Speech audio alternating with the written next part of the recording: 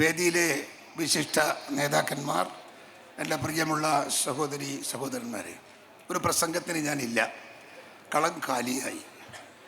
എനിക്ക് നിങ്ങളോടൊരു അപേക്ഷയുണ്ട്. നമ്മൾ വലിയ കെട്ടിഘോഷിച്ചിട്ട് വലിയ സമ്മേളനങ്ങൾ നടത്തും. ആ സമ്മേളനങ്ങളിൽ രണ്ടാൾ പ്രസംഗിച്ച് കഴിയുമ്പോഴത്തേക്ക് ആൾ പോകാൻ തുടങ്ങും. നേരത്തെ ഈ കസേരയെല്ലാം കാലിയാണ്. എന്തിനാ ഇത്രയും വലിയൊരു പൊതുയോഗം, ഇത്ര വലിയ ലക്ഷക്കണക്കിന് ഉറുപ്പിക ചെലവഴിച്ചിട്ട് ഒരു പൊതുയോഗം സംഘടിപ്പിച്ചിട്ട് അത് കേൾക്കാൻ നിങ്ങൾക്ക് മനസ്സില്ലെങ്കിൽ പിന്നെ എന്തിന് നിങ്ങൾ വരുന്നു? ഇതൊരു പാർട്ടിയല്ലേ? ഇതിനു വേണ്ടി ഒരുപാട് ത്യാഗം സഹിച്ചിട്ടല്ലേ ഞങ്ങൾ ഇതൊക്കെ നടത്തിയിരിക്കുന്നത്. സമരാഗ്നി എന്ന് പറയുന്ന ഈ ജാഥ കേരളത്തിൻ്റെ രാഷ്ട്രീയ ചരിത്രത്തിൽ ആദ്യത്തേതാണെന്ന് ഓർമ്മ വേണം. അതിന് അതിൻ്റെതായ രാഷ്ട്രീയ പ്രാധാന്യമുണ്ട്, അതിന് അതിൻ്റെതായ രാഷ്ട്രീയ ഇമ്പാക്റ്റ് ഉണ്ട്, അതിന് അതിൻ്റെതായ രാഷ്ട്രീയ ഗുണമുണ്ട്, അതിന് അതിൻ്റെതായ രാഷ്ട്രീയ സാഹചര്യമുണ്ട്. ഇതെല്ലാം കണ്ട് മനസ്സിലായിട്ടും ഇവിടെ ഇത്തിരി നേരം ഇരുന്ന് ഇതൊന്ന് കേട്ടാൽ ഈ ഭൂമിയിൽ എന്തെങ്കിലും സംഭവിക്കുമോ? ഇറങ്ങി അങ്ങനെ അങ്ങ് പോയതാണ്. നിങ്ങളെങ്കിലും ഒരു മേലിൽ ഇങ്ങനെ എന്തെങ്കിലും പരിപാടിക്ക് പോയാൽ, ഇപ്പോൾ പോയാറു പോയി, അവർ കേൾക്കുന്നില്ലല്ലോ ഞാൻ പറയുന്നത്. നിങ്ങളോട് ഞാൻ പറയുന്നു, അവരെ വെച്ച് അവരെ കാട്ടി നിങ്ങളെങ്കിലും മേലിൽ ഇനി ഇതുപോലെ സമ്മേളനത്തിന് പോയാൽ പ്രസംഗം അവസാനിക്കുന്നത് വരെ നിങ്ങൾ പോകരുത്, ഇവിടെ ഇരിക്കണം എന്ന് ഞാൻ സ്നേഹപുരസരം എൻ്റെ പ്രവർത്തകരോട് ഞാൻ ആവശ്യപ്പെടുകയാണ്. ഞാൻ പ്രസംഗിക്കാനൊന്നുമില്ല. സമരാഗ്നി ഇന്നിവിടെ അവസാനിക്കുകയാണ്. പക്ഷേ സമരാഗ്നിയിൽ ഒരു തീപ്പന്തം ഞങ്ങൾ നാട്ടിലെ ജനങ്ങളുടെ കയ്യിലേക്ക് എത്തിച്ചിട്ടുണ്ട്. ഹൃദയത്തിൽ കത്തിജ്വലിക്കുന്ന ഒരു സന്ദേശമുണ്ട്. ആ സന്ദേശം രണ്ട് രാഷ്ട്രീയ ശക്തികളെ തകർക്കാൻ ഇന്ത്യൻ നാഷണൽ കോൺഗ്രസിന് കരുത്ത് പകരുക എന്ന സന്ദേശമാണ്. ആ സന്ദേശം നിങ്ങളുടെ ഹൃദയത്തിൽ ഉണ്ടാകും, മനസ്സിലുണ്ടാകും എന്ന് ഞാൻ വിശ്വസിക്കുകയാണ്. കേരളത്തിൽ എന്തെല്ലാം നടക്കും നിങ്ങൾക്ക് ഞാൻ പറയാൻ തുടങ്ങിയാൽ ഒരു മടങ്ങ് പറഞ്ഞു പോകും. അതുകൊണ്ട് പ്രസംഗിക്കുന്നൊന്നുമില്ല. ഞങ്ങൾ ഈ ജാഥയൊക്കെ നടത്തുമ്പോൾ ഞങ്ങൾ ആദ്യം രാവിലെ ഞങ്ങളൊരു ജനസമ്പർക്ക പരിപാടി നടത്തും. ആ ജനസമ്പർക്ക പരിപാടിയിൽ നിങ്ങളിൽ പലരും പങ്കെടുത്തവരാണെന്ന് എനിക്കറിയാം.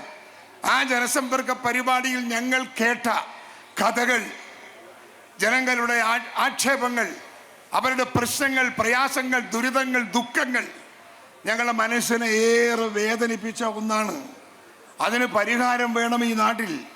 ആ പരിഹാരം ഉണ്ടാകണമെങ്കിൽ അതിന് കാരണക്കാരായ ഒരു സർക്കാരുണ്ട് ഇവിടെ, ഇടതുപക്ഷ സർക്കാർ. ആ ഇടതുപക്ഷ സർക്കാരെ താഴെ ഇറക്കി കേരളത്തിൻ്റെ രാഷ്ട്രീയ ഭരണം ഐക്യജനാധിപത്യ മുന്നണിയുടെ കൈകളിലേക്ക് എത്തിക്കാനുള്ള പോരാട്ട വീര്യത്തിലായിരിക്കണം ഇനിയത്തെ നാളുകൾ എന്ന് ഞാൻ നിങ്ങളെ ഓർമ്മിപ്പിക്കുകയാണ്. ഇന്നിപ്പം നിങ്ങൾക്കറിയാലോ, ഇവിടെ ഒരു പോലീസും ഇല്ല എന്ന് ഞാൻ എല്ലാ യോഗത്തിലും പറയാറുണ്ട്. ഇന്നിപ്പം കണ്ടില്ലേ, നമ്മുടെ വയനാട്ടിൽ നമ്മുടെ എന്ത് യൂണിവേഴ്സിറ്റിയാ,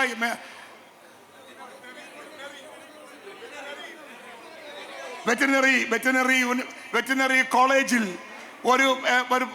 ഒരു സിദ്ധാർത്ഥ് എന്ന് പറയുന്ന ഒരു ചെറുപ്പക്കാരനെ 7 ദിവസം പൂട്ടിയിട്ട് അടിച്ചും ഇടിച്ചും മൂത്രമൊഴിച്ചും മൂത്രം നക്കി കുടിപ്പിച്ചിട്ടും ഒരു ചെറുപ്പക്കാരനെ കൊന്ന കേസ് നിങ്ങൾ കണ്ടില്ലേ, കേട്ടില്ലേ? ആ കോളേജിൽ അദ്ദേഹത്തിന് ഈ ചെയ്ത SFIക്കാർക്ക് സപ്പോർട്ട് ചെയ്യാൻ അവിടുത്തെ കോളേജിലെ ഉദ്യോഗസ്ഥന്മാർ മുൻപിൽ നിൽക്കുകയാണ്. അവരാണ് സംരക്ഷണം കൊടുക്കുന്നത്. അവർക്കെല്ലാം അറിയാം, ഇതുവരെയും സത്യം പറഞ്ഞിട്ടില്ല, യാഥാർത്ഥ്യം പറഞ്ഞിട്ടില്ല. ഈ പ്രതികളെ കേരളത്തിൻ്റെ രാഷ്ട്രീയ മണ്ഡലത്തിൽ ജനമനസ്സിലേക്ക് അവരെ തൂക്കിയെടുത്തു കൊണ്ടുവരാനും അവരെ ശിക്ഷിക്കാനുമുള്ള സർക്കാരിൻ്റെ നടപടി ഈ രാജ്യത്തുണ്ടാകണമെന്ന് ഞങ്ങൾ ആവശ്യപ്പെടുകയാണ്. അതില്ലാത്ത പക്ഷം കേരള പ്രദേശ് കോൺഗ്രസ് കമ്മിറ്റി സമരമുഖത്തേക്ക് ഇറങ്ങി നീതി കിട്ടുന്നത് വരെ അവിടുത്തെ പോരാട്ടം ഞങ്ങൾ തുടരുമെന്ന് നിങ്ങളെ സാക്ഷി നിർത്തിക്കൊണ്ട് ഞങ്ങളിത് പ്രഖ്യാപിക്കുകയാണ്. വയനാട്ടിലെ കോൺഗ്രസ്സുകാരുമായി നാളെ സമ്പർക്കം പുലർത്തി അതിൻ്റെ നടപടികളിലേക്ക് കോൺഗ്രസ് പോകും. എല്ലാം ഇവിടെ ഇതുപോലെയാണ്. കൊലപാതകം എത്ര ആളുകളെയാണ് കൊല്ലുന്നത്? എവിടെ പോലീസ്, എവിടെ നീതി, എവിടെ നിയമം? ഒന്നുമില്ല. അർഹതപ്പെട്ടവൻ ആനുകൂല്യമില്ല. രാജ്യത്ത് സാമ്പത്തികമായി കെട്ട് പോവുകയാണ്. ഇവിടെ സാമ്പത്തികമായ കടബാധ്യതയിൽ മുങ്ങിക്കുളിക്കുകയാണ്. ഒരു കുട്ടി ജനിക്കുമ്പോൾ 1,10,000 രൂപ കടത്തിൽ ജനിക്കുന്ന നാടാ നമ്മുടെ നാട്. എന്തിനിപ്പം ഭരിക്കണം? ഈ പിണറായി എന്തിന് ഭരിക്കണം? ഇറങ്ങി പോയിക്കൂടെ? ഈ നാടിലെ ജനങ്ങളെ ഇതുപോലെ കഷ്ടപ്പെടുത്തി പട്ടിണി കിട്ടി സർക്കാർ എന്തിനിവിടെ ഭരിക്കണം എന്നാണ് ചോദ്യം. അതുകൊണ്ട് എൻ്റെ പ്രിയപ്പെട്ടവരോട് ഞാൻ പറയുന്നു, മോഡി പറഞ്ഞു പോയിട്ടുണ്ട്, 2 അക്കം പള്ളി പറഞ്ഞാൽ മതി, 2 അക്കം പള്ളി പറഞ്ഞാൽ മതി. മോഡി വന്നിട്ട് വർഷം 10 ആയില്ലേ? ഒന്നും ഉത്തരേന്ത്യയിൽ ഉണ്ടാക്കിയതൊന്നും ഇവിടെ ഉണ്ടാക്കിയിട്ടില്ല. ഇത് കേരളം വേറെ, മോഡി ഇവിടെ നടക്കില്ല. നിങ്ങളെ ഇമ്പാച്ചി ഈ കേരളത്തിലെ ജനങ്ങൾ നിങ്ങൾക്ക് അനുകൂലമാവില്ല. അവരെ കണ്ട് പനിക്കണ്ട. അതുകൊണ്ട് മോഡിയോട് പറയുന്നു, ആ സ്വപ്നം താഴെ ഇറക്കി വെച്ചേക്കണം. 20 ഔട്ട് ഓഫ് 20 എന്ന നമ്മുടെ നേതാക്കന്മാർ പറഞ്ഞ വാക്കുകളുണ്ടല്ലോ, അത് നെഞ്ചിലേറ്റി ആ ലക്ഷ്യത്തിലേക്ക് തുഴയാൻ എൻ്റെ പ്രിയപ്പെട്ടവർക്ക് സാധിക്കട്ടെ എന്ന് ആശംസിക്കുന്നു. നമസ്കാരം. ജയ് ഹിന്ദ്.